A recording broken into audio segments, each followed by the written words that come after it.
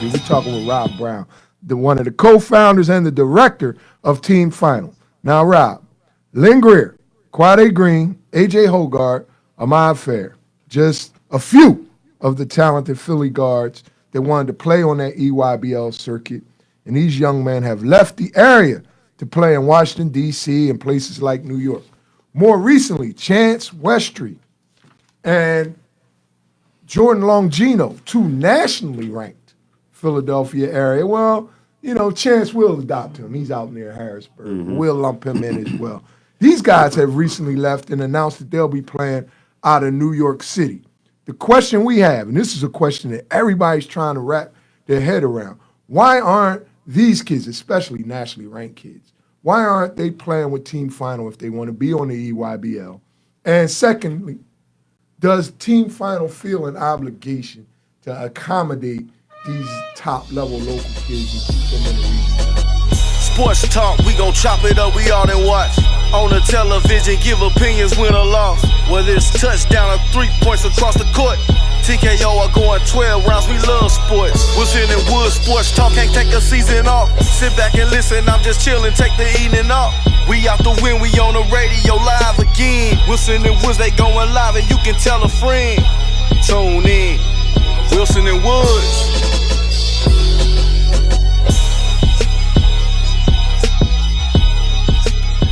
To be honest, when I look at those situations, everybody has a different, path or reason or whatever. But when you look at how the EYBL is set up, there's actually 3 teams out of New York City right now. So when I look at why are these kids going out of the area, and this is going to answer another question that I'm sure is going to come up about how many teams should be in Philadelphia and stuff. If there's 3 teams in New York City, I don't know if there's 3 teams worth of kids in New York City to be on those elite teams out of New York City. Out of 7, what's New York, 7 million? PSA, yeah, but a lot of the better kids are going to prep schools out of the area. Like you look at West Town, Muhammad Bamba, who's from New York. Yes. But he went back to play but in the summer. Yeah, he went back in the summer there.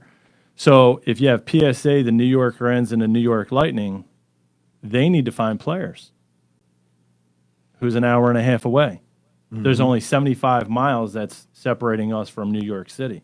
So, that's why you see the team like the New York Rens. It's like, well, we can't get players out of New York City right now because there really isn't any. They're either playing with the Nike teams. Even City Rocks will get some New York City players. New Heights, which is the Under Armour team. We had a kid down here going up to the City Rocks, and I talked to his mom, Delaney, last year. And she was driving 4 hours to get the basketball. It's because there's an opportunity there. But when you look at our roster and how it's comprised, we've built some of our teams from our middle school up. So if these kids want to have a certain role, well, they know who's on Team Final. Right. They don't know who's on PSA. They don't know who's on the Rens. They don't even know who they're really recruiting, but they know who we have on our roster. You know what I mean? So, and now you look, and Lynn went down with TakeOver last year. Lynn Greer went with TakeOver. There's 2 teams in Washington, D.C. Team TakeOver, who's had a lot of success in EYBL. And Durant. He sells a lot of sneakers for Nike. So if he wants a team, he gets a team. But if there wasn't 2 teams there, would Lynn have a spot?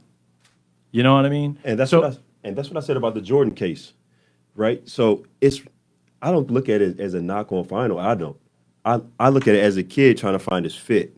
Yeah. Where can I go play and get on the court and do my thing and, be highlighted?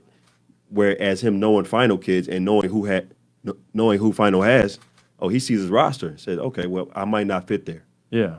And he'll go to a team that's a little unknown to him, right, and he doesn't know how their makeup is and say, I have an opportunity there. Just like you said, Delaney goes all the way up to Albany City Rocks to play because it's an opportunity. When he looks at our roster, he's like, well, how am I going to crack into that lineup? Right. Your big guys are pretty good. Yeah, so I'll go all the way up to Albany City Rocks. So everybody had a different reason why they left. When you look at it, you look at Lynn Greer, A.J. Hogarth, and Ahmad Fair all played with us at some point. They saw the EYBL. They saw how competitive it is. They see the product that they get. They don't want to go into another circuit. So they're staying within the circuit, but a team just outside of Philadelphia. What's the rules, Rob, on that? Does the state have to touch Pennsylvania? It's state touching rules, but then there's some metro rules.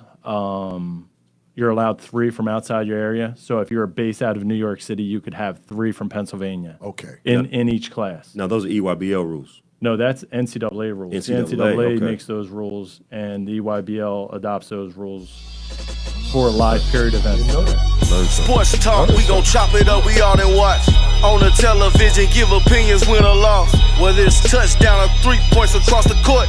TKO are going 12 rounds, we love sports. Wilson and Wood sports talk, can't take a season off. Sit back and listen, I'm just chillin', take the evening off. We out the win, we on the radio live again. Wilson and Woods, they going live and you can tell a friend. Tune in, Wilson and Woods.